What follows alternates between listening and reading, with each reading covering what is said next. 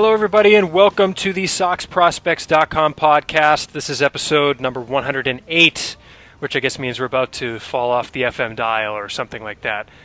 It is Sunday, November the 6th. The Chicago Cubs are your World Series champions, so I guess to quote one Chicago Cubs fan, that means dogs and cats living together, mass hysteria. We're in the final week of this great country with the election on Tuesday, but meanwhile, ladies and gentlemen, we've got prospects to talk about, specifically prospect rankings. We've posted the site's end-of-season rankings recently, and we've got the entire Sox Prospects brass on the podcast today to talk about it. Thank you all for the download. My name is Chris Hatfield. I'm the site's executive editor, and I'm coming to you from Sox Prospects Mid-Atlantic here in our nation's capital. Thank you for listening. Before we get too far into this, let me introduce the fellas. First, our Director of Scouting, Ian Kundle. Hello, sir. Hi, guys. How are we doing on this gloomy Sunday morning, I would say, without a Patriots game also, which is a little disappointing, but what can you do? Well, it's actually pretty nice down here, so that's it's what gloomy you guys up get here. For being up. It's raining, actually. Oh, that's sad. Yeah, it is raining. That's sad. Luckily, there's no baseball to call off. We're also joined by the managing editor of Sox Prospects, Matt Hegel. Hello, my friend. Hey, guys. Excited to get the whole team together today. Yes, and finally, last but by no means least, returning to the podcast after, I think, several years' long absence, the founder of SoxProspects.com, a fine gentleman, a man who's about to take a terrible fantasy football loss this week, a bowling alley tycoon. Not really. He's not Mr. Lebowski. He's the dude, so that's what you call him. That or his dudeness, duder, or El Duderino, if you're not into the whole brevity thing.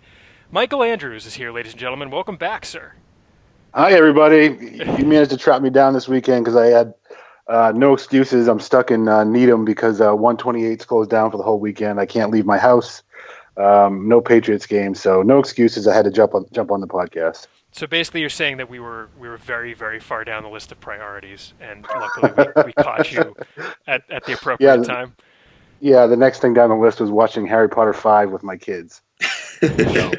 We literally had to shut down a road to get you. Thank you to the Mass government for their wonderful ability to make projects take forever. I actually put in a call to Chris Christie, and he made it happen. Nice. 128 gate. Yes. Well, before we get too far into the podcast talk or anything, thank you all for listening. If you really want to help the show or just do us a favor, go into whatever app or program or website you use to download or stream this episode. Give us a rating and review. It's a big help. We're on iTunes, Stitcher, Google Play, YouTube. And I wanted to provide a thanks to those who have done so over the past year. So without further ado, of course, thank you to Utruk, Poopy Face Tomato Nose 92489042,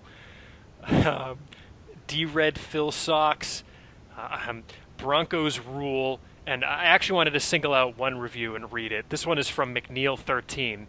McNeil13 wrote in his review, "Great insight to the world of the Boston Red Sox organization. Matt, Ian, and the cast do a fabulous job providing information about all the Red Sox minor league affiliates and scouting reports on future Red Sox. I look forward to each new episode as well as information that is on SoxProspects.com. Well done." Well, that's a little bit of a backhanded compliment to you. Thanks, I guess, on behalf of Ian and Matt. Allow me to reintroduce myself. My name's Chris, and I'm also on the show. Thanks. Wait, you're always on the show? I thought we just bring in a host from Central Casting every week and to let the real talent shine. No? I read that one this morning, and I had to read That's fantastic. I thought the reason you just wanted to say whatever it was, Poopy Mick, whatever face. But... Oh, Poopy Face Tomato Nose? Yeah. I feel like that's from Family Guy. Something. That's a Family Guy reference. Yeah, that's right. I don't watch Family Guy, so I don't know. Well, Mike is Peter Griffin, so... Yeah, that's me. It's a good thing we've got a Family Guy person to know all these references. I knew that sounded familiar. But yeah, thanks McNeil13 and everyone else. Thanks as always to the Ludlow Thieves for our music. Check them out on iTunes, Amazon, Spotify, wherever it is that you download or listen to music. Before we get into the rankings talk, though, I know Mike especially wanted us to talk about some of the changes we've got coming over the coming season, and I guess now. Some that we've already instituted and put up online. And we've also got some open positions that we're looking for people to apply to. So I guess, Mike, I may as well turn that over to you. Do you want to hop into one, the other, both? Yeah, sure. The floor is yours. Yeah, I just want to go for real quick. Just want to go over, like Chris said, a few changes coming this year. Stuff we're kind of excited about. We're constantly streamlining to focus on the stuff that we're really good at. We try things here and there that may not always work, and they features that stay for a couple of years and don't always stay permanently. So the changes this year I want to kind of talk about. First, I wanted to thank all of our staff. It's 25, 30 people that do this for free, do this for fun, for the love of the Red Sox, or just covering baseball. Most of our staff's back next year, but the few that I want to thank that were past staff members that are no longer with us are John Gray, Steve Henley, Rebecca Fishbein, Michael Grossi, and Andrew Benintendi. A lot have been with us for several years. So thanks, guys. Well, let me just jump in, Mike, and point out that they're not dead. Right. They're no longer with us. Made it sound like they had all died. Yeah, they're no longer with the staff, but most of the staff is back. And then a couple of the other changes I want to focus on Sox Prospects News, a slight bit of change. We're not going to really be posting breaking news when 4 or 5 other outlets have posted it before. We're going to kind of focus on transaction analysis when some big move happens, like Benintendi up to Boston or Moncada up to Boston. We're gonna focus on an analysis of that or trades and the like. We launched earlier this week a scouting log, which is going to kind of outline when we've updated scouting reports or posted scouting pieces or scouting videos. I think it's something that we've got input from the readers on, that they really wanted to know when things are being updated. So that's the way we're going to be doing it going forward. We're kind of excited about that new feature.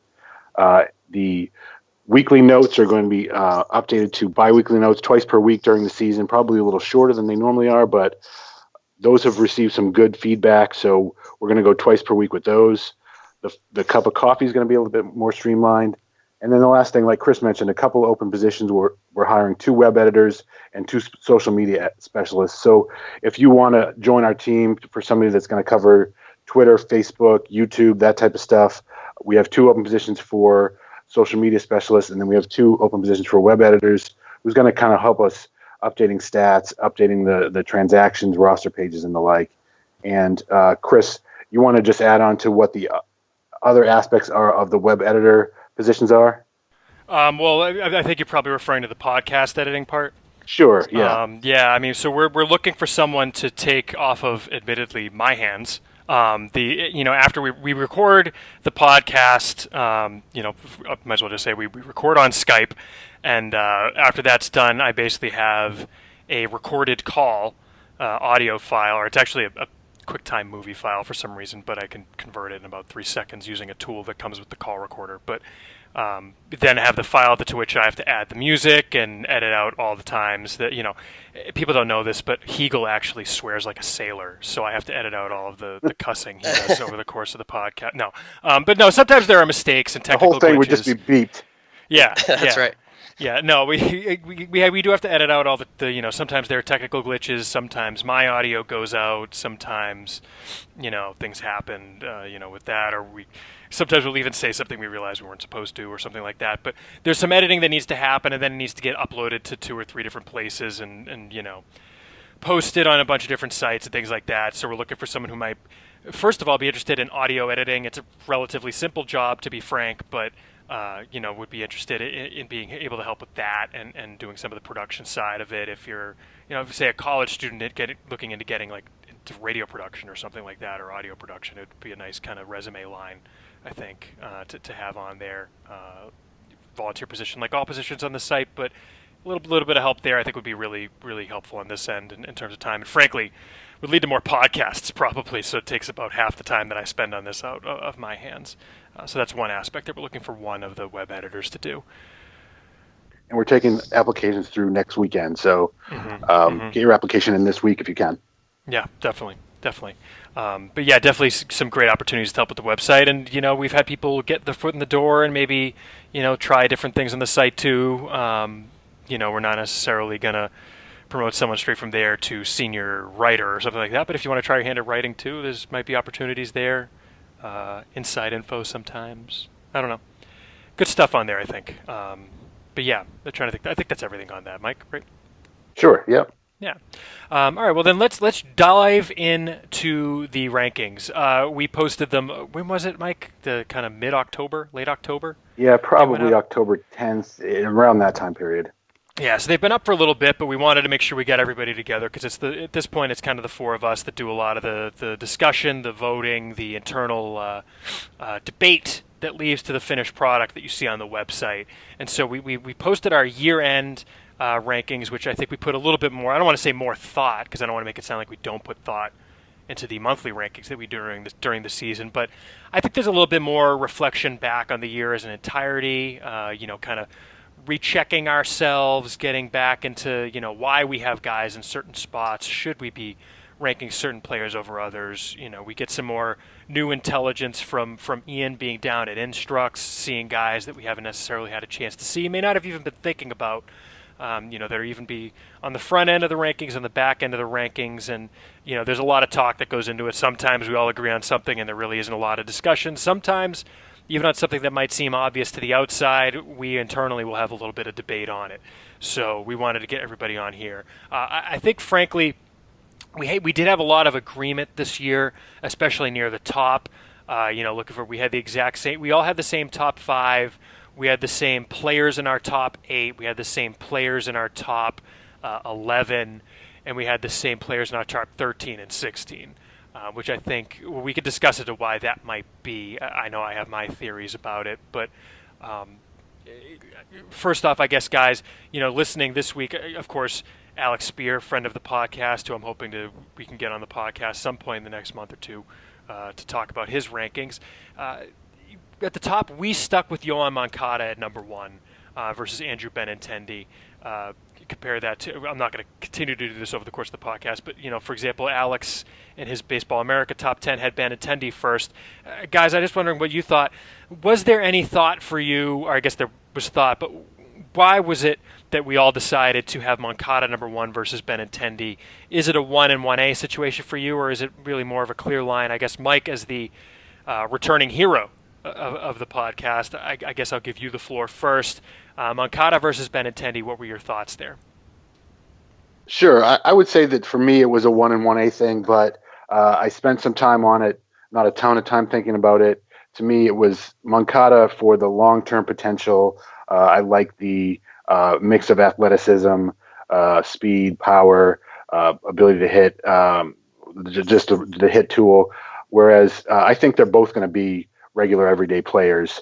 I just think that Moncada has that potential to be like a 70 overall player, more so than Benintendi does. And I get why Alex could have picked Benintendi over Moncada. I don't have a huge argument with that. Benintendi was more impressive at the tail end of the season at the major league level, and Moncada still has those few holes in his game he needs to work on, but he has time to do that. Mm-hmm. Yeah, to me it seemed kind of like it really is kind of a classic floor ceiling, at least on an elite prospect level, right? I mean, Ian, how about for you? Is that kind of what it came down to for you? Just Benintendi's probably at least average everyday outfielder in the majors right now versus what Moncada could be. Yeah, I think like Mike, it was a 1A thing for me, but I think Moncada's upside is just that tick higher than Benintendi, albeit Benintendi has a higher floor and is obviously the safer player. We saw what he could do last year at the big league level, whereas Moncada came up and really struggled. And I think when he got called up, we kind of talked about that in the analysis piece that, if you're expecting him to come up, he's not polished yet like Benintendi is. Moncada's got a ton of swing and miss in his game still, has a lot of trouble with breaking balls. And that's something that, as we saw at the big league level, he's only going to see breaking balls. They're just not going to throw him fastballs. And until he can prove that he can hit that, he's not going to be able to reach his upside. But I still think, given how young he is, relatively inexperienced, that can come, and just the potential impact in the way that baseball is kind of going. Someone who can potentially hit, 20-plus home runs with 30, 40-plus steals is just an insanely valuable player in this day and age. And that just gave him a slight nudge over Benintendi, who I think is going to be a very solid, potentially 10-plus year starter in the major league level, but his upside is somewhat limited by he's going to hit a fair number of home runs, but he doesn't have huge power. He doesn't have that same raw power Moncada does, and similarly, he doesn't have the same speed does. So yeah, that was kind of just the small little deciding factor for me. Matt, how about you? At least what we saw with Moncada at the end of the year in the majors, and also there was the strikeout problem, or I mean problem in air quotes. Depends on how much you're worried about it or not. But he was striking out in Double-A too before he came up, and we've talked on the podcast about the lefty-righty splits. With more questions than maybe Benintendi might have, as well as the upside that Ian was talking about. For you, was it just the upside won out over the questions? Yeah, I mean, it's pretty similar from my end. I think, we fall into the trap of a little bit of overvaluing their MLB time at the end of the year. Obviously, Benintendi was much better than Moncada, who had that, he had a string of strikeouts, and then Farrell kind of pulled the plug on the whole experiment with him at third.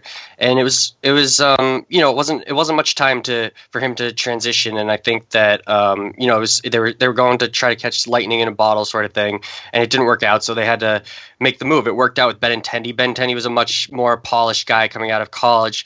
Moncada is just a couple years removed from leaving Cuba and just working his way up the system, whereas Benintendi really has had the coaching and gone through all the Americanized programs through his time through college. So I think he's just a lot more polished, and the upside with Moncada is just pretty hard to ignore.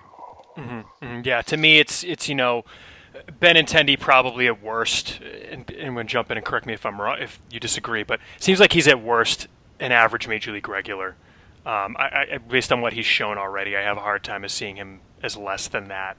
And the upside is there. I mean, for him to be, maybe a star outfielder, for sure. But with Moncada, while there's the floor there, I mean, who knows, maybe he could pull I mean, I hate to throw this guy under the bus as comparison, but maybe he becomes the Lars Anderson that can't get past the strikeout thing or something and never really does much at the major league level. I have high doubts that'll happen. I think realistically, just based on the speed alone and the tools, he gets a lot more major league time. But I think the upside is there for him to be that super duper star. That you kind of hear the Robbie Cano with speed thrown around sometimes. I don't think he's got that kind of hit tool, but just the upside there. I think it's perennial MVP candidate comes to mind, whereas Benintendi, it's perennial all-star versus perennial MVP candidate for me. I don't know. That's just kind of where I fell on it. Yeah, I agree with you, Chris. There's that 5% or so, like just total bust potential for Moncada, where it's just like he could just not pull it together and it just could be nothing, and that kind of is a little bit scary. It's a very low risk, but it's there with him, which makes you. I mean, what do you value there? The Benintendi floor is really kind of compelling. If you're an opposing GM looking to trade for someone, that's something that you really love to look for. But Moncada bust potential just scares you just a tiny bit. Yeah, and there's also the question of where he's even going to wind up in the field, right? Like we still don't know what position he winds up at. I mean, they're working him at third base. He was playing third base exclusively, I think, in the Arizona Fall League before the thumb sprain. And I mean, that's another thing. I personally don't have questions yet, but I'm starting to maybe have questions about the durability. There's 2 years in the system, and I think this is like the fourth time he's missed weeks because of an injury. And they're all kind of like dinks and dunks and things like that. It's not like it's, he gets hurt and he's out for longer than you would think he would be, but it's just, you wonder, is it a body type thing? Is it, being built like a linebacker, like no baseball player in the system? Is that maybe not necessarily geared towards a 100 and some odd game baseball season? I'm not sure. I don't know the answer to that. But there are more questions there, but I think it's upside. That's interesting. We all agreed on Rafael Devers at number 3. We've talked about Devers plenty on the podcast over the course of the season, and I think it seems pretty clear that he's maybe just a shade below those two, Moncada and Benintendi, but definitely a clear 3. He's going to be probably a top 25 prospect in baseball, I think we could say, hitting the way he did in high A at age 20. Or was he even 20? He was 19 most of the year, wasn't he? I think he just turned 20 he just turned 2 weeks ago. Yeah, October 24th. I have to update the ages on the page, so that's right. I didn't know that.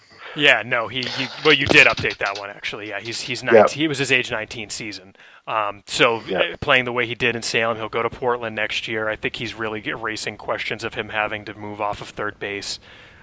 He played a very good defensive third base from all accounts this year. So it's just a matter of watching the body. He won the system's defensive player of the year, right? Did he? Yeah, he might have. Yeah. The Red Sox organization issued their awards, and he won the defensive player of the year. Yeah, which is, it says a lot about the work he's put in. And we've said it on here before, his having an off-season this past year, whereas he did not have an off-season the year before 2015 because he got hurt at the Fall Instructional League. And the work he's able to put in with his body, apparently a little bit with his defense too. He's been making strides. And I personally love the mid-season adjustment he made where he was terrible for the first couple months of the year and just was able to kind of flick the switch and go off in the second half. I like to see a prospect struggle and come out of it. I think that portends well for them being able to make adjustments in the majors. Almost would rather that than a guy tear through the system myself. I'm not sure if anybody has anything they want to add on Devers because we were all pretty much in agreement, but he's playing for Escogido in the Dominican Baseball League again, so follow the fall-winter page for updates on him. Matt, it sounds like you had something you want to throw in there? Well, I was just going to say that I think the only question people would have with him is how quickly can he get up to the majors, and I think that we all agree that that he's a station-to-station guy, probably Portland all of next season and then Pawtucket the next year. Mm-hmm. The other thing with him is sort of the overlap between him and Moncada, probably at third base, and it could potentially make one of them trade bait. Probably. I would say more likely Devers, but I doubt. Yeah, who knows? I don't know. We'll see. But there's a little overlap there, and we've seen Dombrowski willing to trade from where he has strength. So in the system at least. So it could that could be a name to watch. I'd be interested in hearing Ian's opinion on what position Devers moves to if say Moncada is just lodged in there at third base, and what other positions Devers would be good at if he had to move. He'd be stuck at first base. He doesn't have the foot speed to play the outfield, I don't think. And and I think we talked about it. I want to say on the last one that I still am not convinced that Moncada is a better defensive third baseman than Devers is. Mm-hmm. Like Moncada has been shaky at third base. I think in the fall league he had like 4 errors in 6 games or something.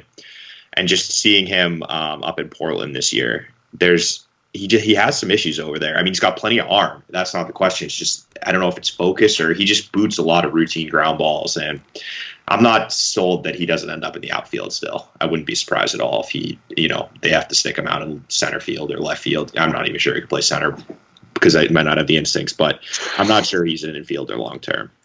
Yeah, it's funny, you hear about the log jam at third base that's developing, and it's true in that sense, but to me it's almost the log jam of good young regulars at third base in the outfield. Because if you're going to move Moncada to the outfield, then do you trade one of the 3 center fielders you have starting in the Major League outfield on opening day next year, between Benintendi, Betts, and Bradley?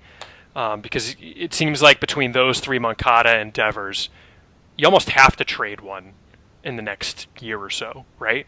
Well, it's kind of like a misuse of resources at some point. You know what I mean? Like you're sticking so many center fielders in other positions, or even like Betts is a second baseman. He should be playing second base, but he's playing right field. And winning Gold Gloves, hopefully. Yeah. I mean, it's worked out, but at some point it would seem like it would make sense to kind of, diversify the portfolio and trade one of those assets for another position of need.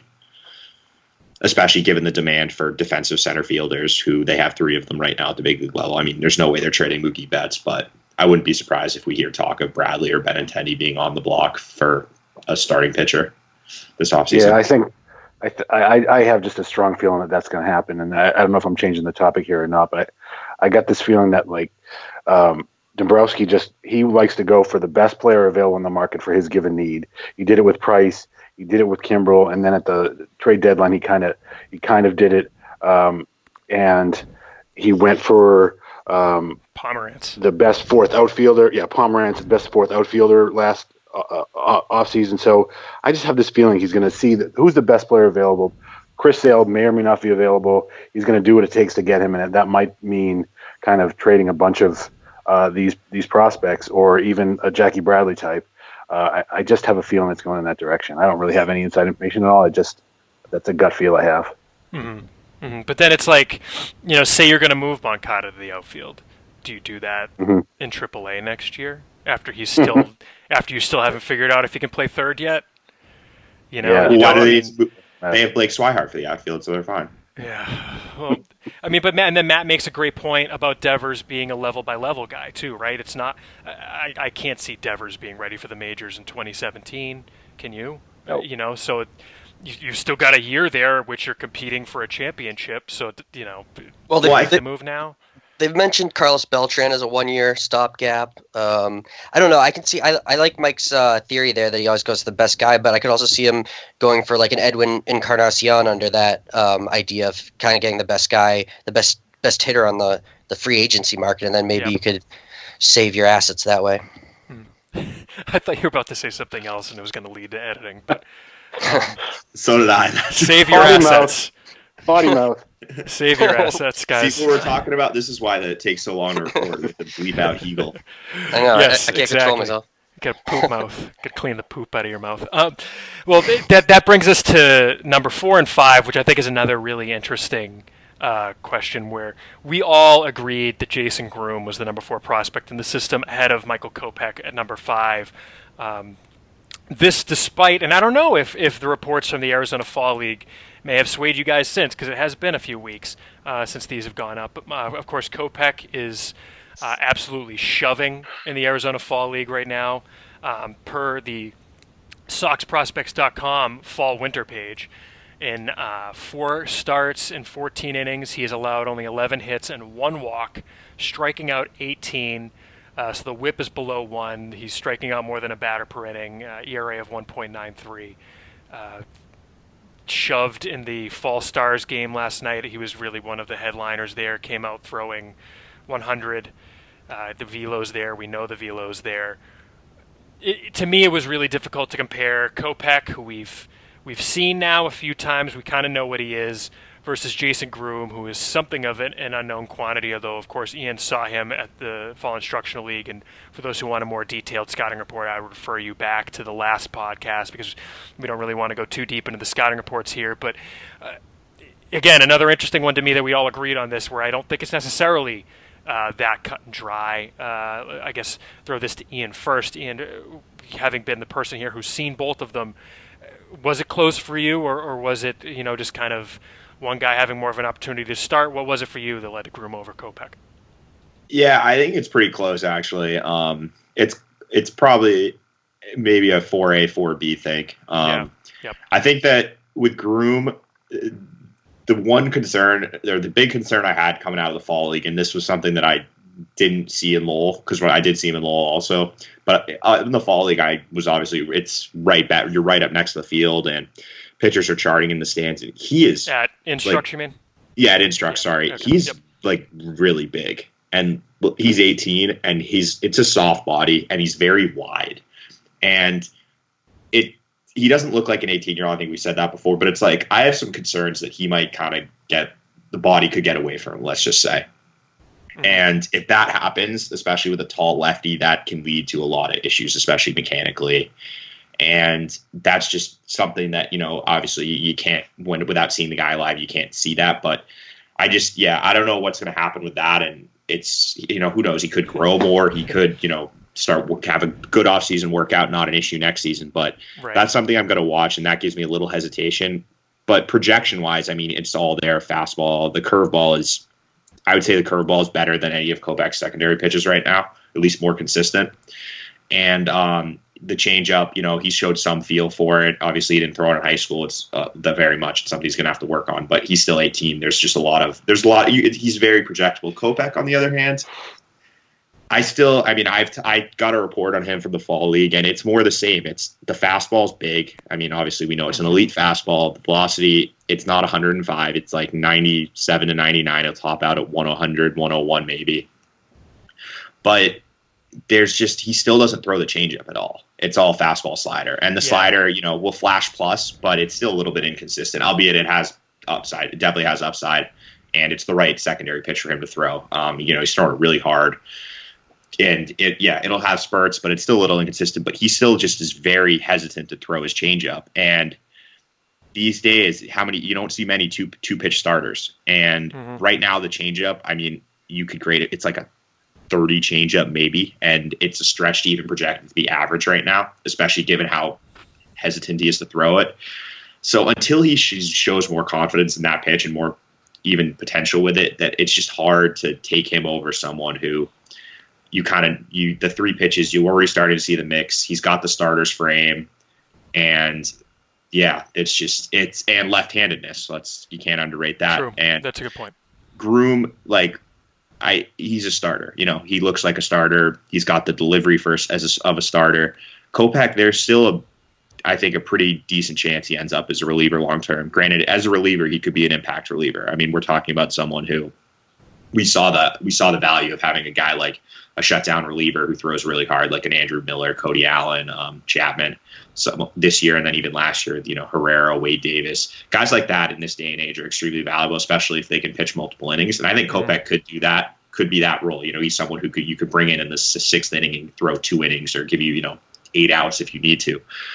But turning the order over with only 2 pitches, I mean, eventually people are just going to figure it out that you sit fastball and then adjust slider, or you sit on the slider and adjust the fastball. And it's just, he needs that 3rd pitch to give hitters a different look. And until he shows that, it's just tough for me to take him over Groome. Yeah. I mean, was I the only one who thought about Kopech watching the World Series this year? No, totally. I totally thought that with Andrew Miller just throwing fastballs and sliders and coming in and just kicking ass. That just stood out to me like the first thing I thought about. I mean, it's lefty righty, but and then Chapman too. It makes you think of how valuable that is. But is that role is different in the playoffs? A lot of teams don't use relievers like that in the regular season. But why not? I mean, I guess there's reasons why not, but maybe adjustments could start to be made in that direction. Well, that's what I think you're seeing the way the game is going, that bullpens are just, velocity is becoming king in the bullpen. You see it even, what at the Yankees this year, they had, think about the start of the year, they had Betances, Chapman, and Andrew Miller in their bullpen. Like that's 3 guys who were throwing 97 plus coming out, for the 6th, 7th, 8th, 9th innings. And you look at, this is something that the Red Sox just haven't been able to develop for whatever reason for years, is hard throwing right-handers or left-handers that homegrown hard throwing relievers. It's just something they haven't developed for whatever reason. And obviously you want Kopech, he'd be much more valuable as a starter. And that's the way you have to develop him, because whether it's for your own system or as a trade target or as like a trade bait, starting pitcher is more valuable than a reliever. But it's kind of like a fallback plan, especially if you wanted to push him more aggressively, because I think he could get to the big leagues much quicker as a reliever, obviously. It's a very intriguing option. And I'm kind of wondering if at some point next year, Dombrowski's going to look at it and be like, well, he definitely needs more seasoning as a starter, but we could use this guy for the stretch run as an impact reliever. Yeah, and I mean, the key thing I think with Kopech is I think people think about, I was going to say, be careful, everyone out there, looking at the reports from the Fall League, because if he's throwing 14 innings over 4 starts, that's 3 or 4 innings an outing, he's not really turning the lineup over, right? And it's not necessarily holding velocity. We know he can hold the velocity deep into games. I mean, when I saw him, he was throwing 95 to 97 in the 4th inning, which, it's not 97 to 99 that he came out pumping in the first. But in the major leagues, when you're the second time through the order throwing 95 to 97, that's really good. That's a good thing. It's still a very good fastball, but you need to show major league hitters something else. And in high A and double A and the Arizona Fall League, you're not going to need to do that. I think he's a guy that's not going to struggle until he hits triple A. And I think that's when he's going to be forced to, show a consistent plus slider, to show a 3rd pitch, at least give me, something he can throw to, he's a righty, throw the changeup to left-handed hitters, to kind of get them off the fastball a little bit. And I think that's when we're really going to see whether he's a starter or not. So that's why, to me, that's really going to be the proving ground for him. Matt, any thoughts on Kopech versus Groome? Mike, I think we may have kind of bled this one a little dry, but anything that kind of went into the decision for you that we haven't touched on yet? No, I mean, I was almost ready to say I was ready to switch them at the beginning of this segment, and now I'm kind of, I'm very on the fence about right. which is better. The thing for Kopech is, only one walk in the fall league, and also I've liked a lot of the sort of not the stats, but like the velocity movement trackers. His fastball really has good movement to it. And but like Ian said, some of his secondaries are still questionable, and but a reliever, like I'm basically rehashing what you guys said, but a reliever can be very helpful as well. So I mean, I don't know. And Groome is such a mystery still, so I'm really on the fence. I guess. Right. I guess I'll go with Groome for now. Mike, I don't really have a whole lot to add, except other than just, I mean, I think the obvious thing for him is to work on his changeup this off season.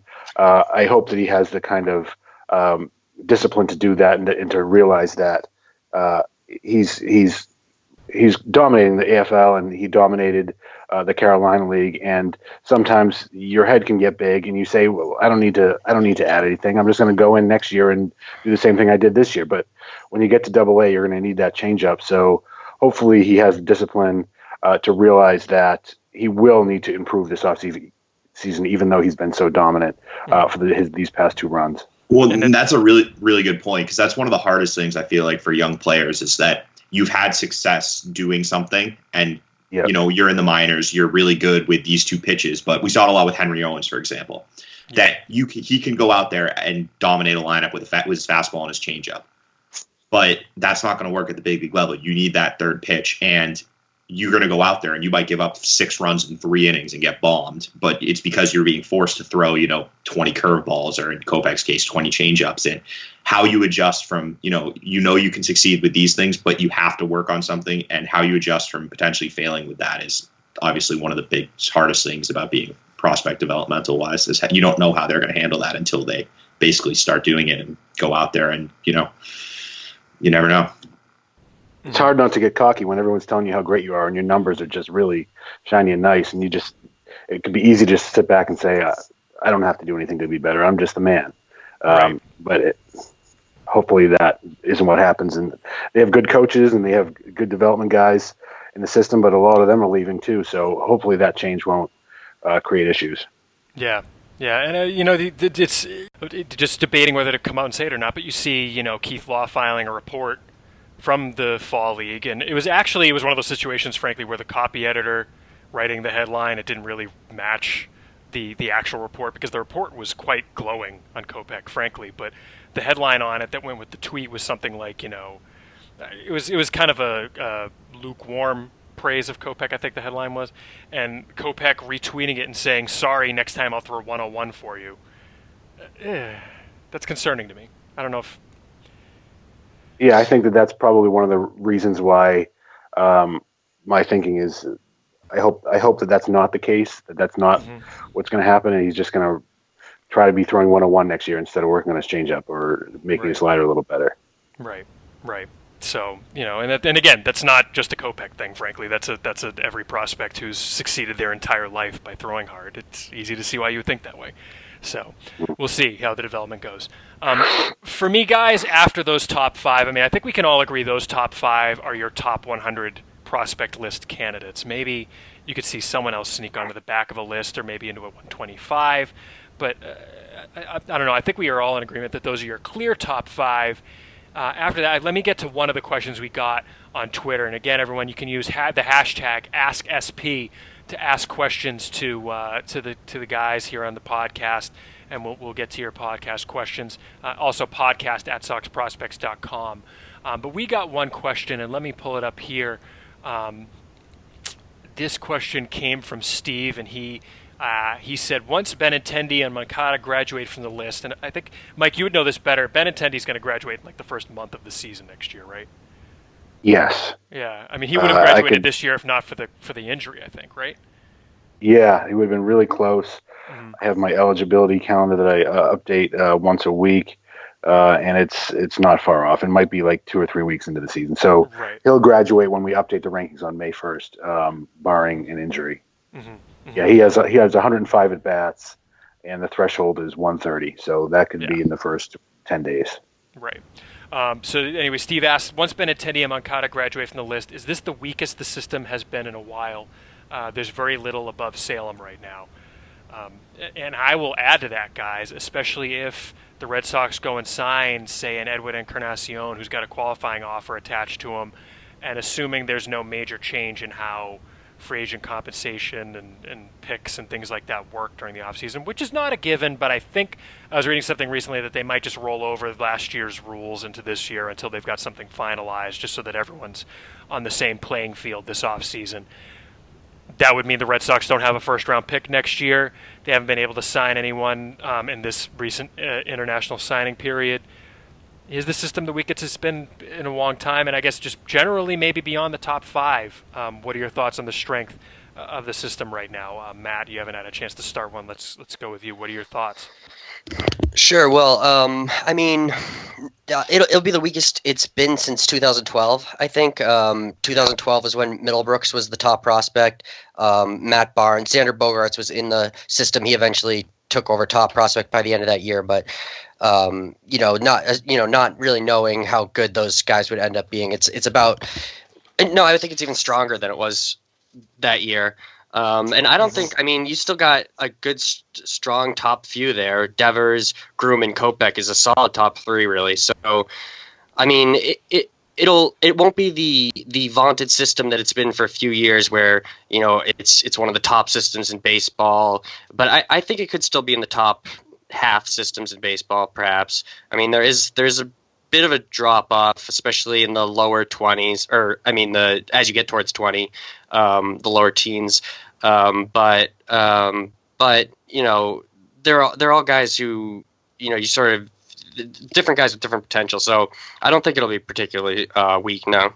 Mm-hmm. Mike, you're the institutional memory here. Historically, how does the system look for you? Yeah, so if we're graduating the top two, and assuming that there's no other changes, I'm thinking you're looking around where you were in 2011 and 2012. And it's always hard to look back. I mean, we have the rankings history page on there now, and you look back and you say some of these guys are absolute garbage who are in the top 10. I mean, 2011 in April, we have Colbert Vidic in the top 10. But, I mean, there's always going to be guys that bust out. So you have to kind of look at it from where you were, what you were thinking at that time. So it's hard to kind of get in your mindset of what you were doing when you were making the rankings in 2011 and 2012. We had Brandon Jacobs as number 9 in 2012. Some of this stuff is not pretty when you really look back at it. So I would say that Matt is pretty accurate when he says it would be not weak, but weakest it's been since 2011 or 2012. And granted that Bogaerts is in the system for that whole time, but otherwise Iglesias is in the system. Otherwise, there's not a whole lot of gems in there, and it's a lot of kind of lottery ticket types that are, hey, maybe this guy will. There's a 20% chance he turns into an all-star and an 80% chance he turns into an absolute bust. A lot of guys like that from back in 2011. Yeah, I mean, I'm looking at that April 20th, 2011 list, and I see Yamaiko Navarro at 8, and I, comparing him with what we think of, say, Mauricio Dubon or Marco Hernandez right now. In this system. That yeah, well, but in this system, I'd probably even put him behind those two, and he was at 8 that year. So, yeah, I think that kind of April. Same league-ish, yeah. Yeah. Well, Marco Hernandez already has done more than Navarro ever did in majors. So that's true. That's a good point. That's a good point. Yeah, that's a very good point. Very good point. I guess just kind of getting into that next tier of guys. One guy I wanted to ask about, kind of where we started to have a little bit of difference. Ian, you were the high guy on Luis. I guess we could just call him Luis Basabe now, but Luis Alexander Basabe, with him at 6. I had him at 7. Mike and Matt had him at 8.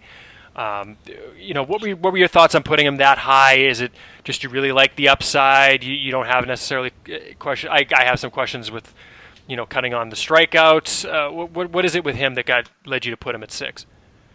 Yeah, I just went 2 things. Is there's no position players more or less. Once we get past down to like Salem, there's position players. There's not a lot of them, and it kind of just reached a point where I looked at who was around, and I just liked his upside. I thought he has more potential than anyone else that was in consideration for the spot, which is really only Sam Travis for me.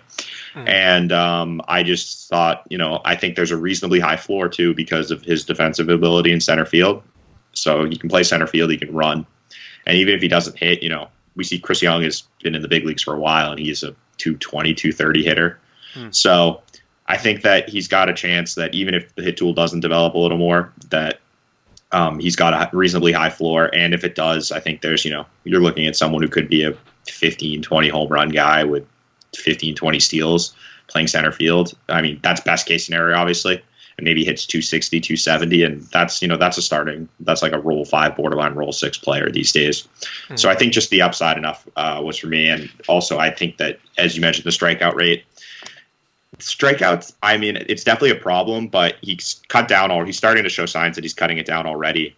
And, if we mentioned, like, guys like Moncada had a similar strikeout rate to him. So, if it's not an issue for Moncada, or it is an issue for Moncada, but it's not enough to move him off the number 1 spot, I don't see why, like, it would be that big a concern to push him down, from the 6-7 range. Well, I mean, Moncada did still hit 294 on the year. 260. I mean, 260 for Basabe is what is he, a 19-year-old in Salem this year, or Greenville this year? Greenville, yeah. So. I mean, I don't necessarily disagree. I'm just saying that's the counter argument. But Basabe is interesting to me. It's just you could see a future where he doesn't get past AA too, right? Like that's why it's so hard to rank these guys. Comparing Travis to Basabe, like, how do you even do that? Yeah, I mean, there's definitely a chance that he flames out in AA and spends like 3 years there, and then gets released, but you never know. Yeah. And actually, just kind of rounding out, let me just say what the rest of the top 10 was. Sam Travis at 6. Basabe moves past Brian Johnson into the number 7 spot. Johnson falls back 1 to number 8.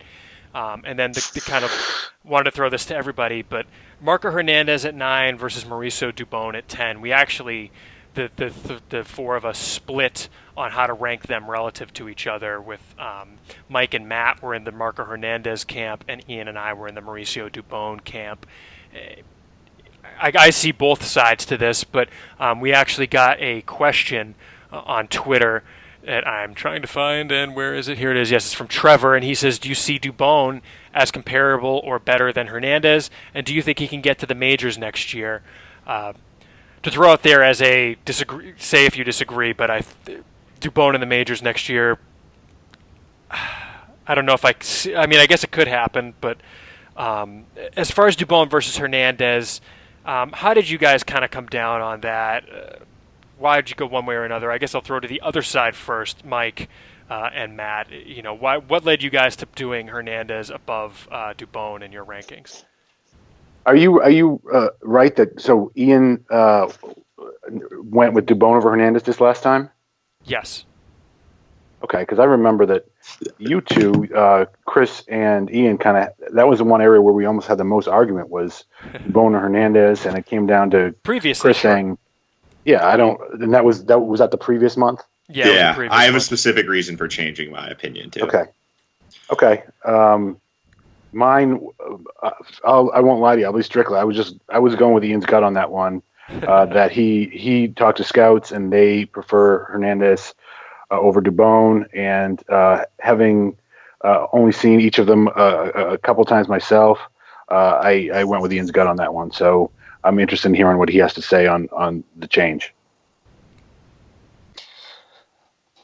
Should I go? Well, let's just toss to Ian, and then we'll go back to Matt. Cool. Yeah, no. So again, this is another one where they're interchangeable for me. But the reason I flipped from Hernandez to Dubon is I do think Hernandez has a better chance of being like a starting player at the big league level, especially as second base, because I think he's got more potential at the plate than Dubon does. And the one thing that has flipped it for me was position versatility. Hernandez is not going to play outfield, and so he's stuck at second base or third base. Whereas long term, if Dubon is ultimate role, which I think is a utility guy, he's someone who potentially you could stick at second, third, short, and in the outfield. And that was like enough. A Brock Holt? Exactly. And that was enough to flip it for me. Was that one little thing is that if the bat doesn't develop for either of them and they're both in bench roles, Dubon is going to be the more valuable player just because he can play more positions. And that was it. I still think that my argument still stands from what earlier that I still think Hernandez has a better chance of being a starting player because I think he's got better bat, but the floor. Yeah, that's kind of what I was going with based on the discussion that we had was that Hernandez, neither of them are probably going to start for the Red Sox, but Hernandez could be a second baseman for a second division type of team, and maybe stick around for a couple of years in that role. Exactly. Whereas not really sure I saw it with Dubon, but now, and that was before I think I had an understanding that Dubon was going to play center in the AFL. So that is an important kind of addition to me. Yeah, that was the thing. Was as soon as they started talking outfield, that's when I flipped it. Yeah. Matt? Yeah, I mean, for me, it's hard to add much to that. I mean, I've flipped them back and forth over the past few months. So they're extremely close, similar players. I think Hernandez probably has a little more power than Dubon, or at least he's shown more in recent years. Dubon's been coming on with the power. I think he has like maybe 3 home runs in the AFL, 2 or 3 at least. I think a little more power, a little more chance to start. Dubon seems like he could be a very valuable player, but maybe in, like you said, a bench role. So it depends sort of how you value that role, the bench role versus a pure starter who's maybe not contributing in as many spots, but the bench role really can put your team over the top, sort of. So I can get the argument for Dubon as well.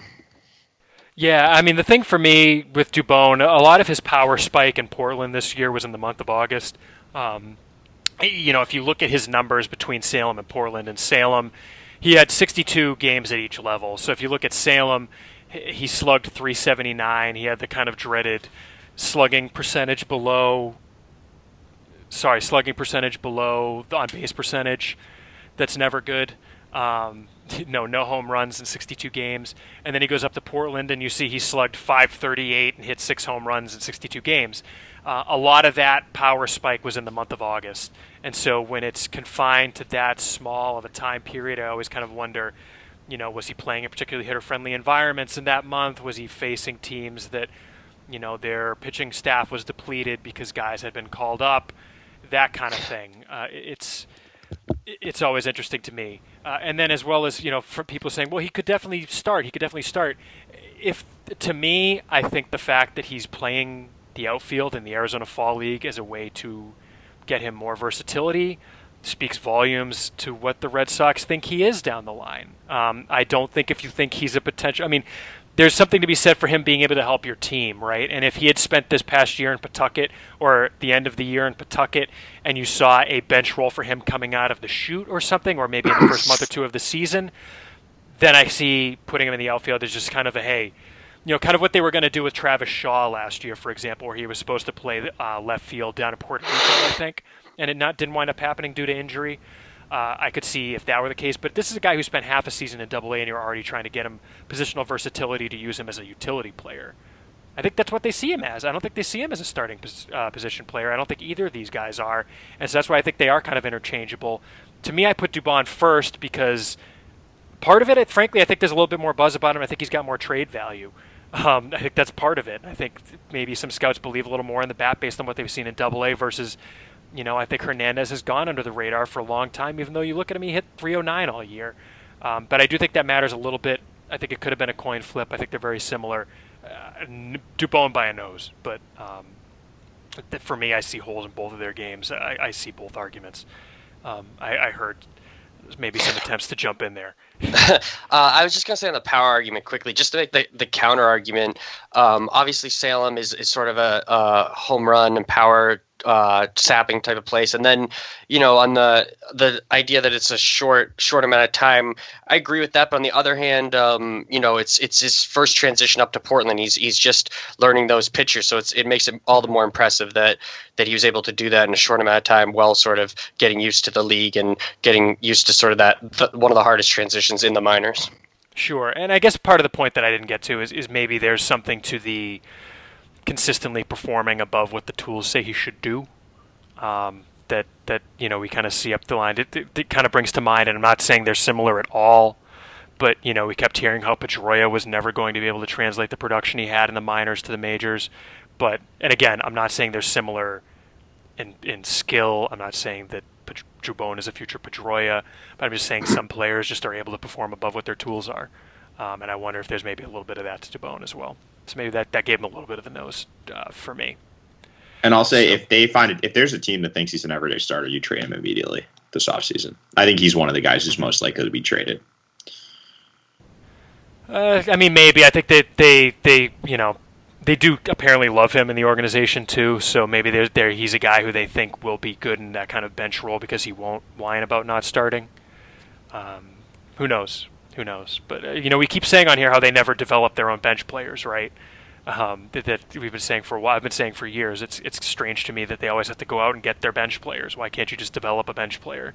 And I think with DuBone, with Travis Shaw, with Marco Hernandez too, I think they could be starting to develop guys who could fit on that bench. So there's value to that. But I think there's something if some team is definitely going to give you something that you value more than DuBone, and they see him as a starter, then sure, I could definitely see it. But I don't necessarily put him on the same level as with Manuel Margot and Javi Guerra last year, where we had them as the most likely to be traded just because of where the fit was in the organization. I don't know if I see him as that likely to be traded, personally.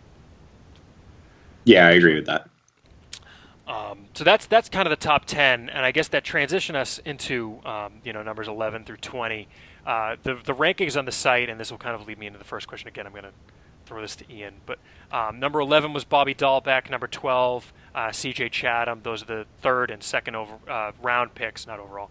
Third and second round picks for the Red Sox. Dahlbeck was fourth round. Fourth. Yep. Sorry. Dahlbeck, the fourth round pick out of Arizona. Chatham, the second round pick out of Florida Atlantic. Right. Both finished the year with Lowell, coming in right behind the top 10.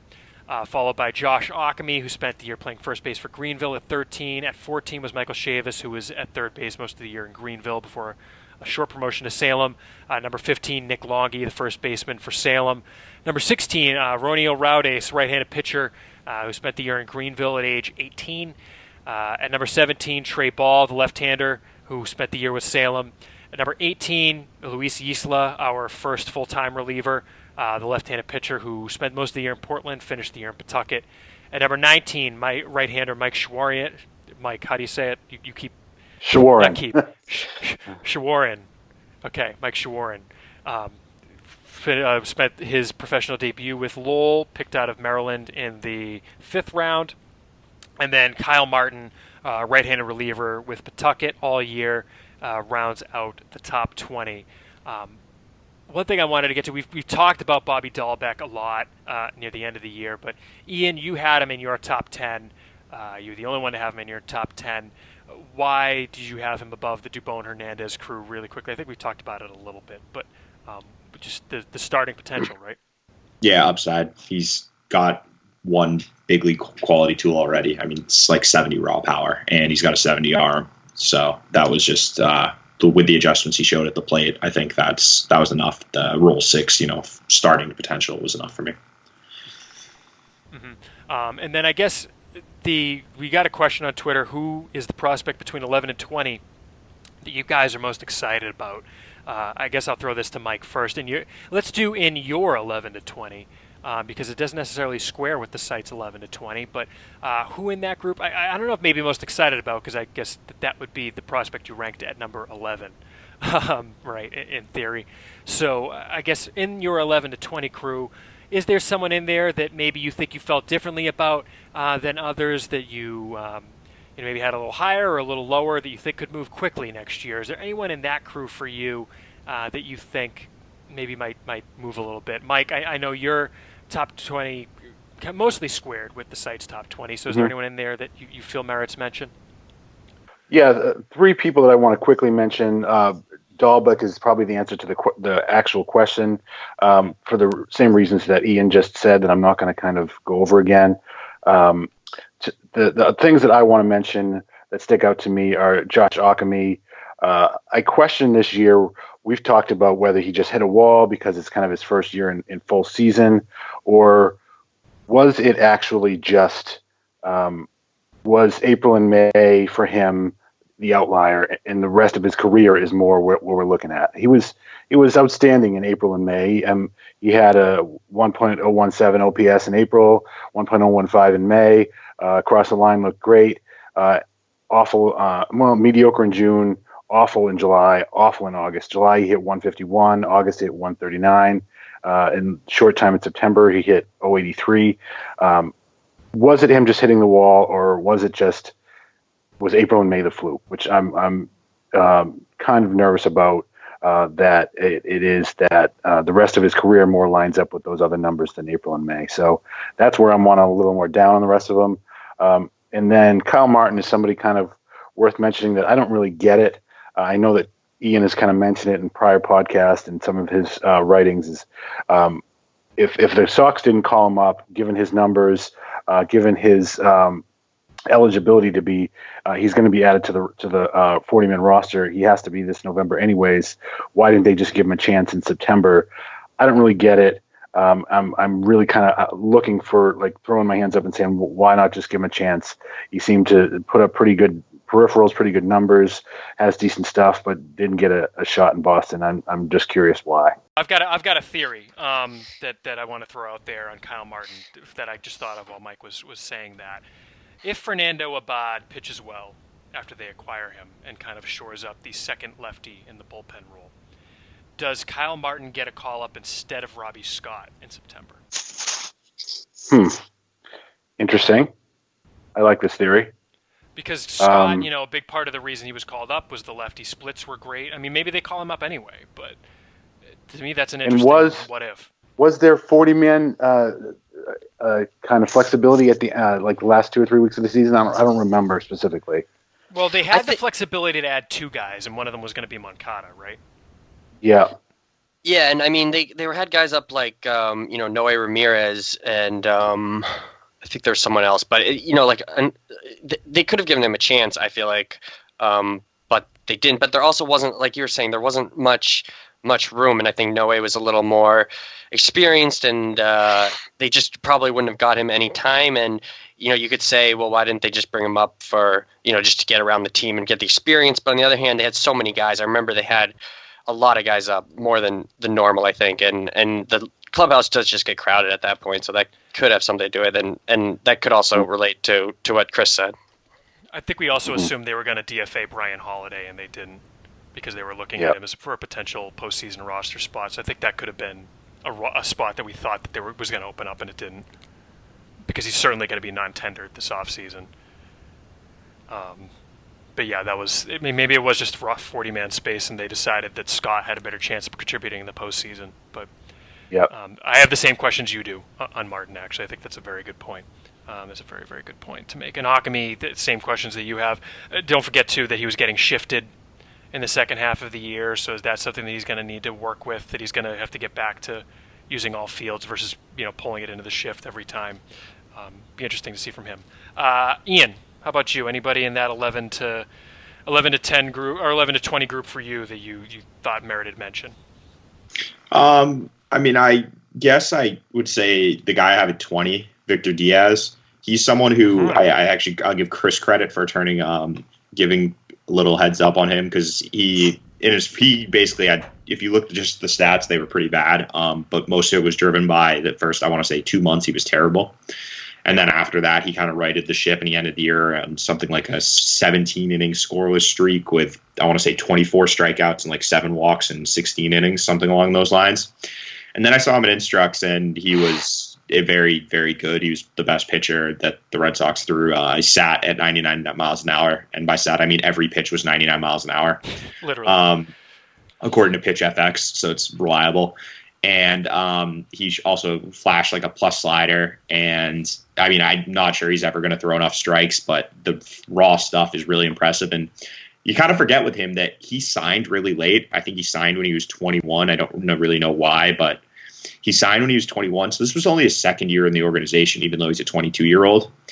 And sometimes those hard throwers take a little bit of time to develop, and if he can carry over what he did in the second half in the next season, that's a very interesting potential relief option in the system. Mm-hmm. Mm-hmm. Matt, how about you in your 11 to 20? Anyone that you wanted to discuss, that you wanted to bring up as a mover, guy you liked a lot? Yeah, there's a couple. I'll just choose one. Mike Shawarin is a guy I saw a couple times, 2 or 3 times in Lowell, and I liked what I saw a lot. He has a bit of a weird arm angle that leads to some questions about whether he can be a starter or not. I think that was something Alex Spear actually brought up in his chat as someone he thought could remain a starter. Mm-hmm. He didn't really mention the arm angle, but it is kind of, I think it is maybe a little closed mind to think just because he has that arm angle, he can't stay a starter. We've seen different things work for different people. Like it's a little bit like Justin Masterson, even that type of arm angle, like just above sidearm. And he had a rough junior year at Maryland, and that led to his drop in the draft. But before that, I think he was considered either first or second round type guy. So I mean, there's definitely potential there, and he looked like he had some control and three pitches, and so there's some upside there. We'll see where that goes. Mm-hmm. Mm-hmm. Yeah, that's interesting, and it was interesting to me to see Alex talking about him as the potential starter down the road, because Ian, you had a very different impression of him, correct? No, I mean, I don't think he's a starter long term, but I said that they should. Yeah, I mean, I just think that the combination of the arm action and the delivery is, it's not. You don't see many starters with that sort of setup, and but you give him every chance to start, as Matt said, and he's got 3 pitches, so yeah, I mean, and he has the size of a starter too, so yeah, we'll see with him, but he's someone I also liked in addition to what Matt said. The one guy that I wanted to bring up, and again, I'm going to, it's kind of, especially in, I would have anyway, but especially in light of Alex putting him in the Baseball America top 10 prospects, is Ronio Raudes. I'm very glad none of you took him, frankly. Yeah, he's my other guy I left for you. Yeah, I appreciate that. But we all ranked him either 15th or 16th. He's 16th on the list. And it's a weird situation where you see an 18-year-old go to the South Atlantic League and hold his own. He didn't stand out necessarily, and if you're picking a pitcher of the year from the organization, our site pitcher of the year was Jake Cosart, but I think if you really wanted to go with a starting pitcher, I think the answer was Raudes, frankly. He had the best year of any starter in the organization, especially when you consider age relative to league, and especially if you're going to ding Michael Kopech for missing the first couple of months of the season. Raudes held his own as an 18-year-old in a full season league, and there's something to be said for that. But as Ian has come back and reported on the podcast and on the news page and the scouting reports, the stuff, I mean, he doesn't really even break 90, and it's just, you wonder how much guile gets you by above short of, low A. So he was a really tough one for me to get my head around. It was interesting to me that we all kind of agreed where he fit on the prospect list, and then to see him, but with, I really want to ask Alex what the reports were that led him to put him that high.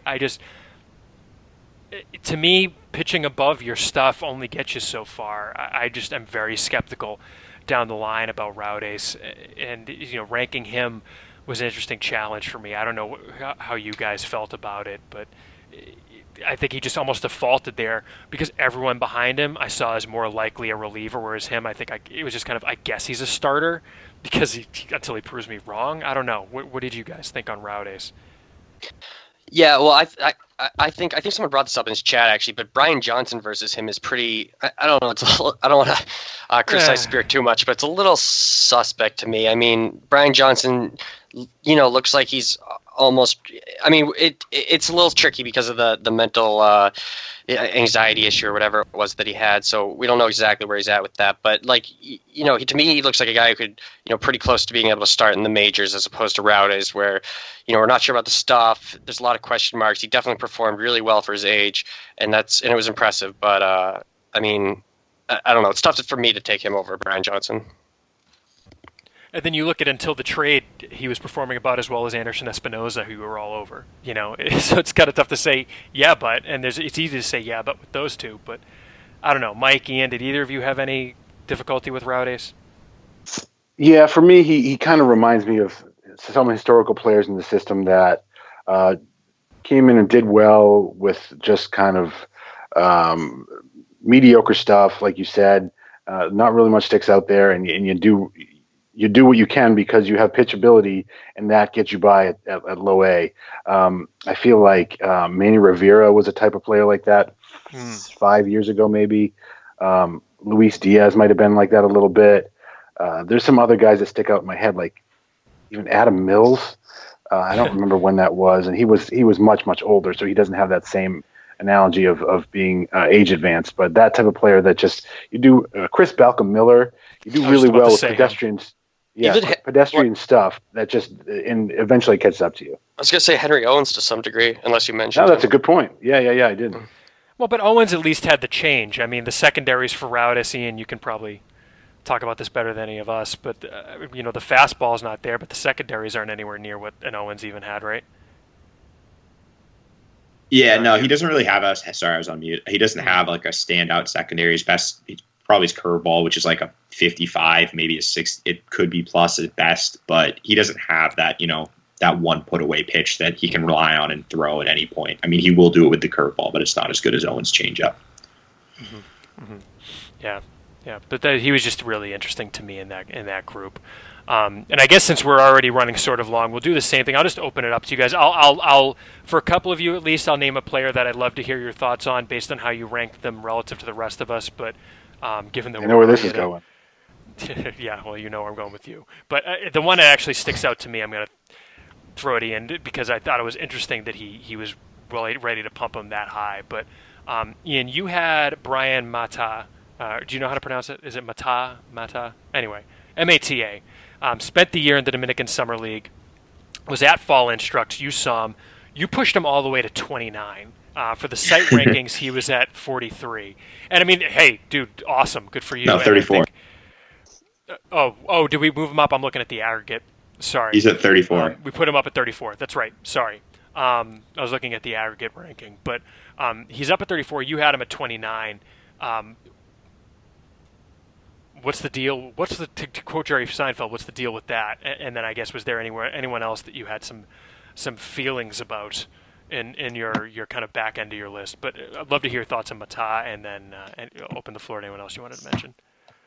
Well, I kind of reached a point, I think I talked about this with you kind of offline, that I don't think the system is very good after about like 20, or even, actually, no, I don't think it's good after like 11. But then I think once you get down to like 25, 30, I think you could honestly put like 40 people there, because I just don't see, like, I had a lot of trouble even finding, like, I have guys in my 30 to 40 range who I am not sure are big leaguers. And I just don't think the system has a lot of talent. And I think the areas that it's most deficient in, especially in depth wise, are starting pitching prospects and position player prospects. And I mean every position player, because I think I have pitchers like from 15 to 30. I might have like 13 pitchers, or maybe 4. Oh no, I have all pitchers. Yeah.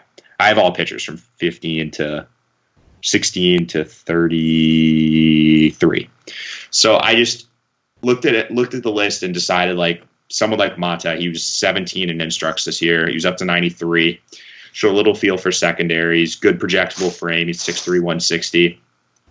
And I kind of thought that with the guy like that, obviously it's an upside play, and the odds are he never makes it past high A. But when I compare him with some of the other guys in that area, when you look someone like a or someone like a Kyrie Washington type, or a Jalen Beeks, Kyrie Washington has one tool. He has power. Other than that, I don't think he can hit, and he's not a good outfielder. So, I'll take the chance on someone who I think maybe could be a starter. Similarly, someone like Jalen Beeks, who actually I do have ahead of him, but at 28, it's like, I like Beeks a lot as a reliever, though. He's a lefty guy. He's undersized with decent stuff in the bullpen, but he can't start. Like, give me a shot on a 17-year-old who can start, who's got some upside, and I'll take a chance on that, rather than, someone who I think is kind of interchangeable, or is more like a 4A type player. Mm-hmm. And it's kind of interesting. You kind of made reference to this. It was funny to me how in our rankings, everyone from 16 to 28 was a pitcher. And we actually went back and forth a lot about how to rank those pitchers within that grouping. I don't know what any of you guys think, but is the system it seems the system's sort of deficient on, you mentioned deficiencies. Beyond those top guys, and maybe, kind of the guys in that top 15, you've got sort of the Occamy, Chavis, Longy group, and the draftees from this year in Dahlbeck and Chatham, but not a lot on the position side either. Is that something that stood out to you guys, Mike or Yeah, or absolutely. I have some thoughts on that. As someone that, I mean, the last couple of years we've been doing these rankings collaboratively, but for the 10 years before that, I kind of did them on my own. So I have and I even updated them weekly. I have like a real kind of a lot of knowledge about what we did with these guys from 21 to 60 for a good 10, 12 years before that. And where it is now is not where it was before during the entire Theo era almost. And a lot of the people from 18 to 60 what you're getting is relievers, pitchers who have a chance to be seventh inning relievers and maybe a long shot to close. You have you have players with a lot of flaws that if they fix them, maybe they become a little bit better than replacement level. And you have just extreme lottery tickets, guys that have a 5 or 10% chance of making it. And then once they start making it, they vault up into the top 20 pretty quickly. So it's lottery tickets, relievers, and borderline replacement level players. So how you rank those among the top 60 from 20 to 60 is anybody's choice. What we've been doing lately is there's just a glut of relievers, maybe because we see the value in relievers at this kind of 18 to 30 range. And that's where it stands right now. It's that those type of players. And I mean, I think it's likely because for the last there were never any kind of cap restrictions on drafts or international signings until around 2011. And then once that starts, you don't have those guys. You can just you don't have the Drake Britons that you can throw $800,000 in round 23 on and just have that be another guy in the system. You have to nail the top picks because you don't have that leeway to spend more just because you're a big market team. And I think that this is going to just be the way it is going forward. And it took a few years from the 2011 to kind of get to this point, but 2015 and 2016, it's been not all that of an attractive 21 to 60 in relative to prior years.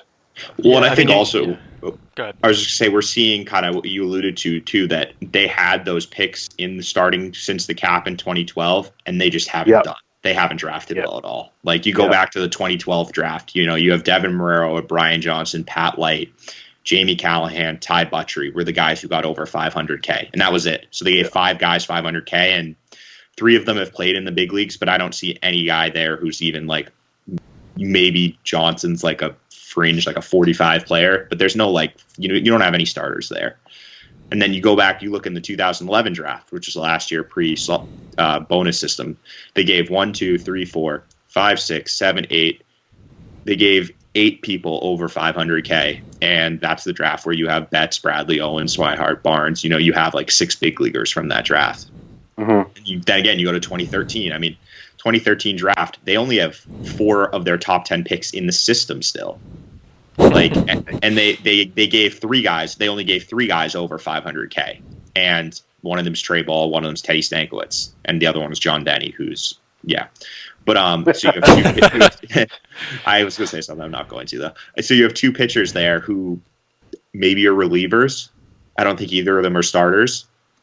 And so, when you're drafting like this, it just the new slotting system. You have to nail your drafts, and if you blow your first round pick or your big money picks, that sets that creates that huge gap in the system. Which I think because of the strength of the system before was its depth, but now that's all thinning out because those guys are either graduating, getting traded, etc. And we're kind of seeing the fruits of just poor drafts and no international signings. And I think too they've really relied heavily on taking pitchers early. We haven't seen them take a lot of position players, and when they have, they took Travis and Chavis in 2014. We'll see with them, but it's just you don't get those late round lottery tickets anymore, and the result is there's just no depth. The point I was going to make is if you look at the back half of the top 40, Devin Marrero is at number 38 and Bryce Brentz is at number 39, and I think those are 2 guys that we're all really ready to move on from, but they're probably still top 40 prospects in this system. I mean, based on the fact that they've at least played in the majors and not completely looked well, I mean, maybe Marrero at the plate at least. He has looked like he's over his head, but you know, based on the fact that they can at least take a roster spot and not be completely out of place, that's a top 40 prospect right now. Well, yeah, and you look at it, like we have Jeremy Rivera at number 40, who I like Jeremy Rivera a lot.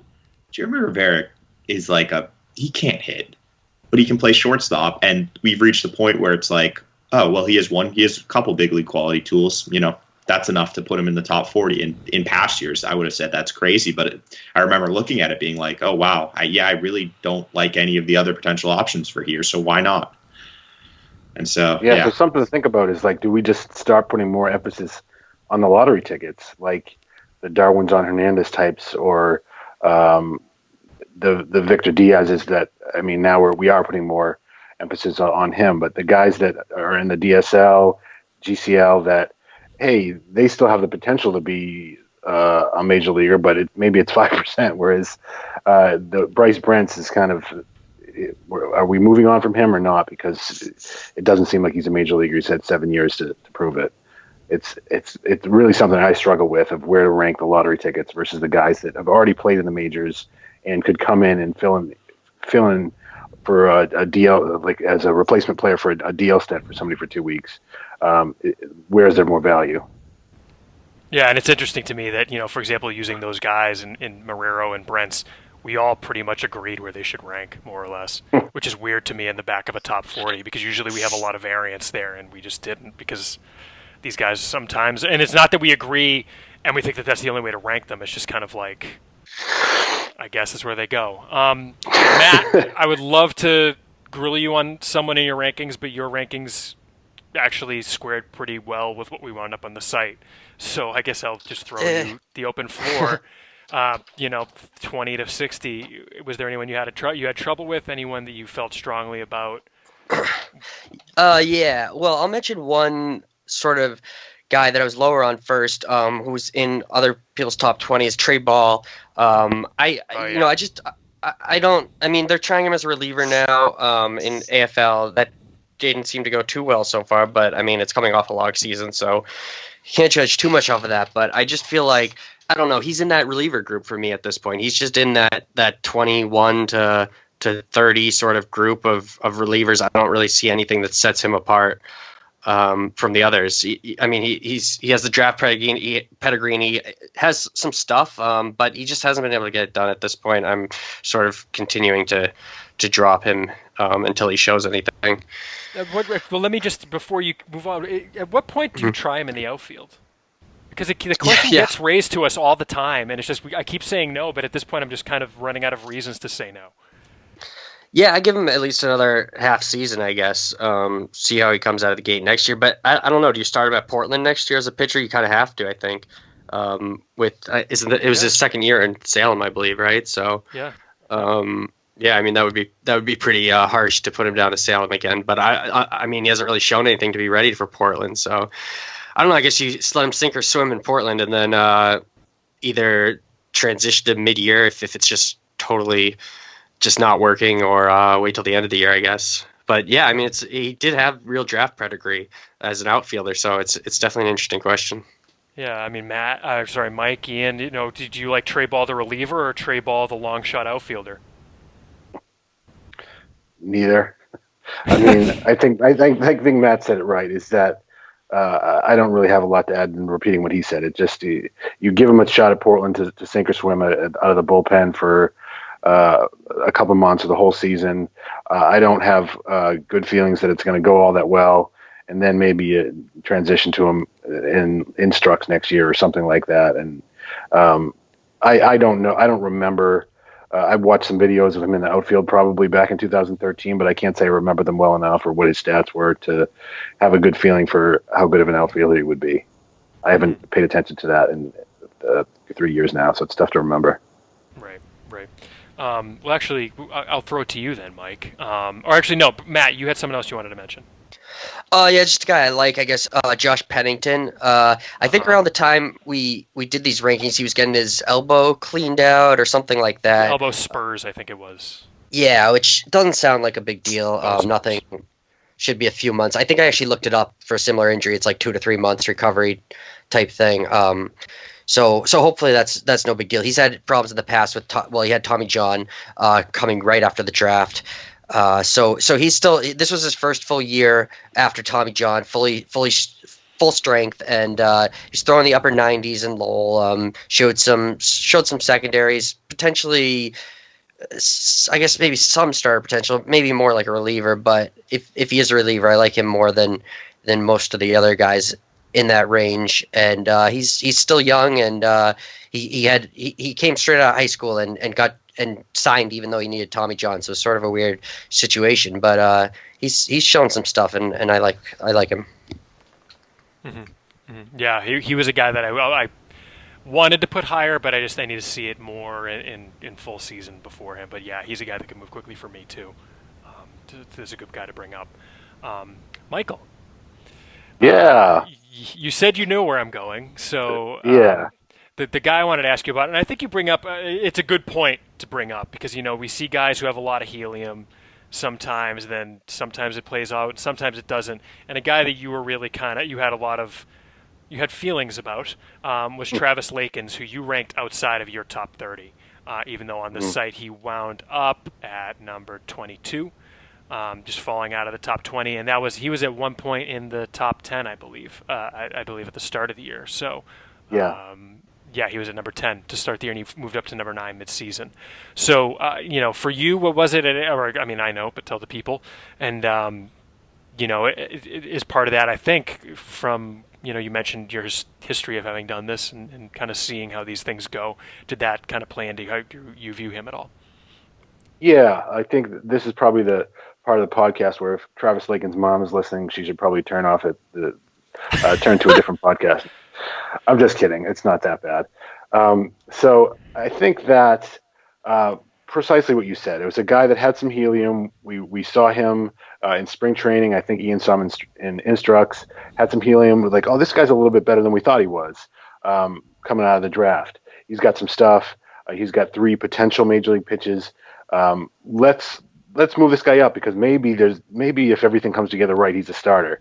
And then it kind of doesn't, and that helium we don't. Sometimes I feel like me historically and this group for the last couple of years since we've been doing the rankings haven't been good enough about bringing that person back to earth after from those kind of expectations after they don't really kind of come to fruition. So for me, Lakins is a guy that was young for his level. He made it to Salem this year to start, which is impressive. So the Sox also obviously see something in him. He does have 3 potential major league pitches, and maybe 1 or 2 of them could be even plus. But they didn't really pan out this year, from what I understand. He doesn't really have a draft pedigree. The scouting report overall, beyond the potential, like it right now, it's not there. All 3 pitches are, to me, less than average. Maybe the fastball is average. He didn't get a big bonus number. So it's a 6th rounder with a $320,000 bonus. Just looking at it on its face, that's somebody that's usually ranked around 30-ish. There's obviously way more than goes into than that, but that's kind of where you ballpark that person before you kind of see them too much. And then I just think that the scouting report just isn't there, and the performance has been pretty poor. His ERA was close to 6 this year. Walked 36 in 91 innings. Just overall, the performance, the scouting, the pedigree, none of it was there to me. And that's why I'm way lower than where everybody else is. And I think that we could have collectively brought him back down to earth a little more than we should have, in my opinion. I respect that other people have different opinions. Yeah, and you mentioned the seeing him last year. I also want to throw out there too. I mean, Chaz Fiorino saw him in Lowell at the end of last season, and I remember getting the report back and thinking to myself and kicking myself for not saying anything about it, but thinking to myself, wait, why are we ranking this guy who Chaz just threw, average grades or better on 3 of his pitches? We had him at below 30, I think. And just thinking we need to push this, But I think the questions are with the body and the fact that he missed the end of the year with an injury play into it.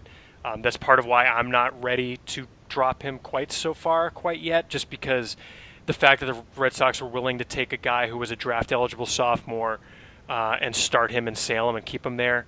I think that says something about what they think of him, like you said, but I wonder how much of it was him maybe pitching hurt, especially near the end there, where the fact that his season ended due to an injury. I kind of want to see where he comes in next season and see what he looks like before really moving him too far up or too far down. But I think those are all good points. I think it's tough sometimes to move on from where you have a guy, and you get reports on a guy and they're great, and then realizing, hey, that's not the guy you're ranking right now. So it's interesting. Was there anyone else? Go ahead. I guess the question, just to follow up on that, is like, if you're thinking that, right? It's where do you want to? How do we want to do this? If we rank a guy 10, and now we actually think he's 30, but hey, maybe there's a chance if he pitches another half season next year, he would go back to 10. Then do we just leave him at 10 on that chance, or do we say, hey, let's kick him down to 30, and if he actually does do that, let's and he proves himself that we were wrong, I was wrong, that it was just him pitching through an injury, or my analysis was wrong, then we push him back up to 10?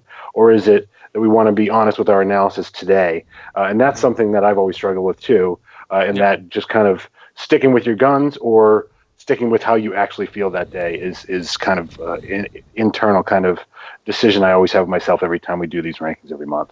Mm-hmm, mm-hmm. Any other guys in your 21 to 30 or 21 to 60 that you had thoughts about, or where they ranked? Or I think the rest of your rank is more or less squared. So, I don't think I have anything else much to add. I think I really liked Ian's thoughts on Victor Diaz. I think he's somebody to watch. Yep. For me, the one thing go ahead, Ian. Oh, I was just going to say that similar to the Travis Lagan, I think Sean Anderson could fall in that same boat, and he's someone. Well, that's funny. That's where I was going to go. Okay, yeah, that's where I was going to go, okay. Because to me, it's tough. We say every year when guys get drafted and they go to the complex or to Lowell, we more or less tell people, like, don't freak out too much about stats. Don't. On the one hand, you've got Bobby Dahlbeck, the numbers, right? And we just say, guys, the numbers aren't the numbers. That said, he absolutely raked, should have been in Greenville, and the reports we got back on him were also great, and the reports are why he gets pushed up to 11, and Ian's got him at 9, and I completely get that, right? On the other hand, it goes the other way when a guy is just terrible, and I remember through the years you would say, player X, Y, and Z all got drafted, went to Lowell, and were horrible. I forget who the players we always talk about, like Mookie Betts was awful in Lowell, but, there were adjustments made there, but... who are the pitchers we used to use? I think was Papelbon terrible in Lowell? I think so. I think Pat Light was. Yeah, Pat Light was horrible in Lowell, I think, right? Or no, not him. No, I'm thinking but we have players who go to Lowell, like pitchers that go out there and just get bombed or whatever. But with Anderson, it's tough because he's a guy who was there in Lowell through twice and got bombed. Didn't really pitch, was terrible, and you got to look at it as why is that? He was Florida's closer during the season. We had all these great reports about how he would have started for pretty much any other college team. The stuff is there for him to start, and then goes out to start and gets absolutely raked, gets whacked. Whereas you have guys like Shawarian, who saw success, Steve Nagosic, who was the 6th rounder out of Oregon, who they kept in a relief role and moved up to Greenville. Whereas Anderson, he actually, it turns out the official transactions, he didn't get, quote, demoted to the Gulf Coast League as quickly as we thought he did, as it was put up on MILB.com at least. But at the very least, didn't finish the season with Lowell on their active roster, I think is the important thing. What do you do with a guy like that? He was a 3rd rounder who we had great reports on coming out of college, and then he comes into pro ball and bombs. Those are always kind of players I have a real hard time with. It's just you kind of have to throw your hands up and say wait and see, but in the meantime you got to put him somewhere. So how do you compare him with a Chandler Shepard who blew through Portland at the beginning of the year and had okay numbers in Pawtucket, but he's probably a middle relief guy, whereas Anderson might be a starter. I don't know. He was a guy that I had a really hard time with, Ian. I don't know if I kind of made the points you were going to make or not, but what thoughts did you have there? Yeah, I was just kind of going to say the same thing. It was a weird one because it's one of those things that coming out of the draft, as you said, the reports were good, and then he throws twice in Lowell, and I actually saw both those starts, and he'd show flashes, but he just wasn't crisp, and he was just getting hit around. But it was a lot of like BABIP singles, a lot of weak contact, but he was just getting lit. And then goes down to Instructs, and I didn't see him at Instructs, but I got a couple reports on him, and I guess the stuff just wasn't there at all. And it was just one of those like, this guy got how much money situations, and you don't really want to see that after the first year. Mm-hmm. And as you said, I think I was the lowest on him, and I didn't know. I just kind of hedged and stuck him there. But it was, as you said, I don't know. It's a really tough, ranking, especially when you get past the 20, because the system, it's pretty easy. The top 10, or you more or less, we all are the same guys. But once you get past there, it's like, well, do I like him? There were good reports. We've never seen it with our own eyes. He's never shown it with the Red Sox, but the reports coming out of college were good compared to someone, as you said, like a Jay Cozart or Chandler Shepard, who dominated this year, and we've seen them, but we have questions about them for other things. And so, yeah, it's just he was a really tough one to rank for me also. Mm-hmm, mm-hmm. Yeah. It's just we'll have to wait and see, and it's very frustrating to say that, but that's how it works. At any rate, just double checking the Twitter questions. I think we got to all of them. So thanks to those who sent them in. Zachary Bone sent in a question on Dubon as well that I think we got to. We think we talked about. I guess really quick, just to close. Lightning round, potential guy who you think could rise really quick, because Zach, who has emailed a few times as well, asked who we saw as potential risers next year, and that'll clear out the Twitter question inbox. Guys, anywhere in your rankings who you think could move really quickly next year if they show anything, I guess starting with Matt. We'll throw to you first. Oh boy. Let's see. Hot seat. Yeah, exactly. I guess. Well, I don't know. I guess I could say this is kind of a random one, but Austin Glorious, I like as a reliever. I mean, he's, it's not really the upside, but he's a hard thrower and showed some stuff at times. His stuff was down when Ian saw him this year, and the stats weren't all there. But I'm, looking maybe that he could regain that what he showed in Lowell more and move quickly as a reliever up through the system. All right, Ian. Go to Mike. I'm having computer trouble. Just a second.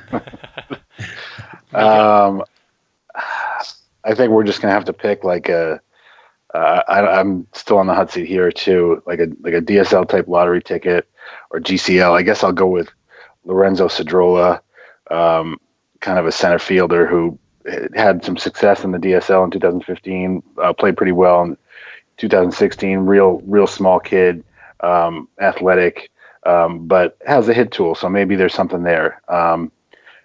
Ian, if you want me to bail you out, you had mentioned something about Jason Coca as somebody you really liked. Sure, yeah. I was trying to look at the top 60 guys, and I just literally couldn't think of anyone. Yeah, I know he was just like a small middle infielder with some glove who can maybe hit a little bit or make contact, but he's like 140 pounds, so that's kind of a tough one. Yeah. But if I had to pick one, I think Gerson Batista could rise in the same vein as Victor Diaz if he shows the kind of stuff that he was showing at Instructs. He was in the high 90s with like a 90 mile per hour or 92 mile per hour splitter. If that carries over to next year, then I think he's someone who could potentially shoot up into like around the 20, maybe 15, 20 range.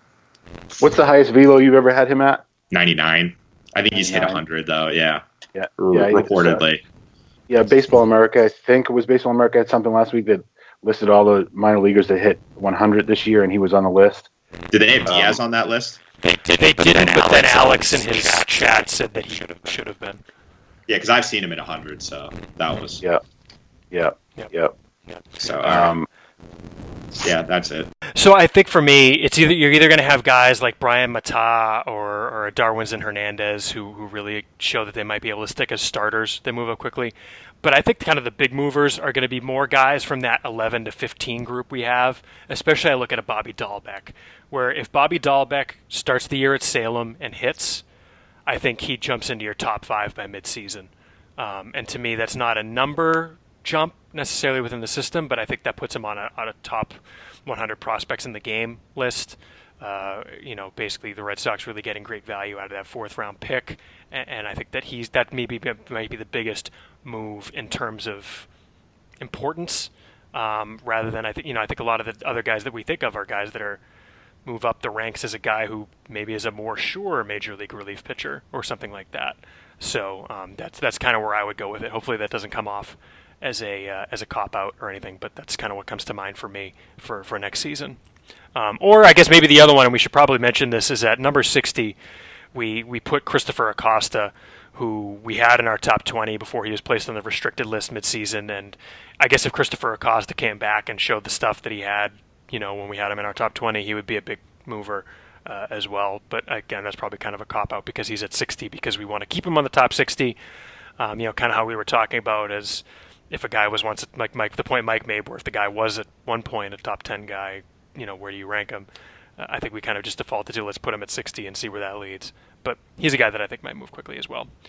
I guess if he doesn't report next year, are we thinking about just taking him off, or what? We got to make a decision on that too. Yes. Yeah. I'd say yeah. Yeah, if he doesn't report to spring training, you take him off, I think. Yes. I should mention let's close on this. Big news, guys. The Red Sox have re-signed Ryan Court. Wow. Game changer. Big news. Can we break that, or? No, it's on. I think he was the guy who I texted you and was like, who the heck is this guy? Because I went to a Portland game and I had never heard of him. They signed him like that day or something, I think, right? Yeah. They've also brought back Jose Sermo. They did. Another like indie league guy, right? Ryan Court has great flow. That's how I know him. He looks like a baseball player. That's what one of my friends saw. I was down in Charlotte and I went to we went to like a Charlotte Knights game, and they happened to be playing the Paw Sox, and his like picture came up on the video board, and my buddy was like, "That's a baseball guy right there. Look at that hair, the eye black. He's got it all going." Mm-hmm. That was like his scale rating players. So it was an interesting experience watching a game like that. Excellent. All right, well, gentlemen, I think that is it's time to wrap it up. So I want to thank these guys, Matt, Ian, and especially Mike for being stuck in the house and having to come on the podcast with us. I hope it wasn't too painful. But I've enjoyed every minute of it. Excellent. Well, it was a pleasure to have you on. Pleasure to talk with you guys. Again, if you guys have any questions, podcast@soxprospects.com or tweet using the hashtag AskSP. That's just ASKSP. You can follow us on Twitter. You can find our handles in the site's staff feed. Check out the news page, it's news.soxprospects.com. Thank you all for listening. We'll be back at you at some point soon. Hopefully we'll have some interviews coming up this off season. I think we're going to start working on those. And keep your eyes on Twitter and on the news page, and we'll get those out to you. For these guys, I'm Chris. Thanks for listening, everybody.